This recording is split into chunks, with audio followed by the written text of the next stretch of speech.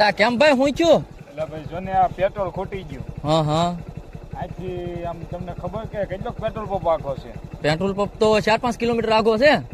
તો ભાઈ પેટ્રોલ ખૂટી ગયું. તમે એવું લાગે તો પેટ્રોલ થોડું ઘણું કાઢી ગયો નહીં તો પોગી જાય પેટ્રોલ પંપે. આમાંથી પેટ્રોલ તો નહીં નીકળે પણ હું ધક્કો મારી દઉં. પગે તો હાલો બેહી જાવ. હા બેહી જાવ. જવા દો હો. ભાઈ કેમ ને હાલતી? આ ધક્કો લાગતો નથી. ઉભા રહો હું એમાં આવી જાઉં. હા લ્યો તો.